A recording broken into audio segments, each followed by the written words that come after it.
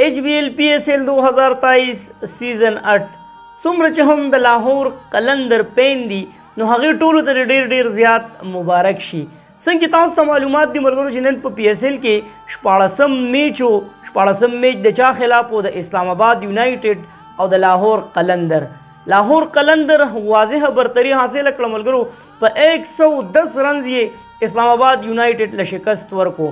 یو چې په سکور بورډ باندې ملګرو 200 رنز ټارګټ پروت وي، بل چې د لاهور قلندر خطرناک بالینګ وي، نو پوزیشن هم دقه وي ملګرو چې اسلام آباد یونایټډ دی په 110 رنز باندې شکست ورکو. لګاتار ویننګ شروع دی ملګرو د چا؟ د لاهور قلندر.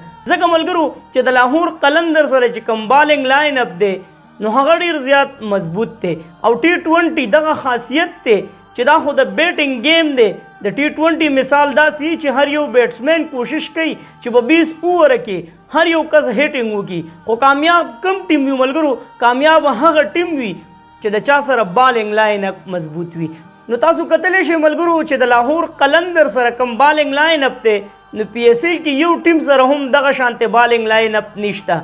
نو وجه هم دا د ملګرو چې د لاهور قلندر ټیم ډیر په ټاپ پوزیشن باندې روان دی.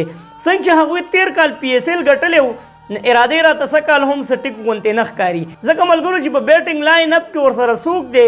فخر پښتونخوا، فخر مردان، فخر زمان. وکتل ملګرو تاسو د هغه بیټینګ چې کوم بیټینګ کوي او د لاهور قلندر او د HBL-PSL یوه بله کارنامه چې هغه یو بیټسمین انټروډیوس کو او هغه څوک دی؟ بیلینګ. تاسو کتلی شئ ملګرو دغه انګلیش بیټسمین د لاهور قلندر سره دی، خو آغاز یې د کوم ځای نه وکړو؟ د HBL-PSL پاکستان سوپر لیګ نه.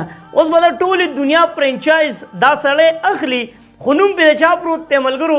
نوم پې د HBL-PSL پاکستان سوپر لیګ نوم پې پرېوتو او د لاهور قلندر ټیم دغه کردار ادا کو چې ټولې دنیا ته بیلینګ وښودو چې هغه یو ټیلنټډ بیټسمین دی او کم بیټینګ لاین اپ چې شروع کړی دی ملګرو نو دا سړی به ډېر زیات مخکې ځي. خو اعزاز به چا نه ورکړی کېږي؟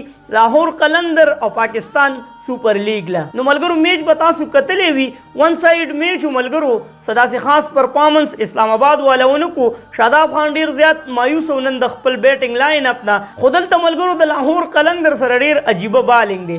نن چې دا میچ ما وکړو ته ملګرو نو د خپل پېښور زلمو ټیم نه مې ډېر زیات امید یو ځلې بیا پیدا شو.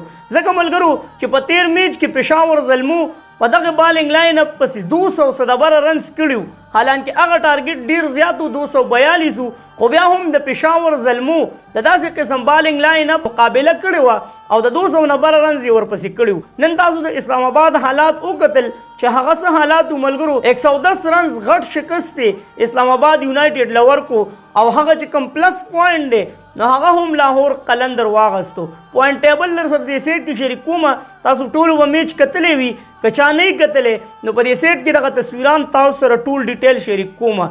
تاسو ته څه لګي ملګرو چې آیا د لاهور قلندر چې کوم پوزیشن دی نو څه کال بیا دا ټرافي موږ د لاهور قلندر په نوم باندې ولیکو که نه ملګرو؟ انتظار وکړو ګورو چې مخکې څه کېږي، ځکه میچونه لا پاتې دي ملګرو. کمنټس کې موږ سره خپله قیمتي رای لازمي شریک کړئ چې د اسلام آباد یونایټډ نه کوم ځای کې غلطي وشوه او لاهور قلندر کوم پارټ په تاسو باندې ښه ولګېدو چې دا پارټ پکې ډېر بهترین و. هغه زموږ سره کمنټس کې لازمي شریک کړئ ویډیو، خو کم از کم د ملګرو سره شیر کوئ ملګرو، ځکه چې دا زما نوی پیج دی نوید آفیشل TV. ډېرو ملګرو ته پته نشته چې نوید به اوس د دې پیج نه ویډیو شیر کوي. دغه ملګري را خبرول دا د چا کار دی؟ دا ستاسو کار دی. موږ ته هم ستاسو د سپورټ ضرورت دی. نو څوک چې زما سپورټ کوي نو هغه به زما هر یو ویډیو شیر کوي او موږ ته به د مینې محبت نه ډک کمنټس کوي. نو راځئ ملګرو چې ویډیو د ملګرو سره شیر کړو چې ټول ملګري دې پیج ته راشي. چېرته مې الله مخاد آباد او خوشحاله ساته. اخره کې یو آواز، پاکستان زنده باد، PSL زنده باد، تل دې وي آباد دې وي زموږ وطن پاکستان دې وي مسلمان دې وي. الله پامان.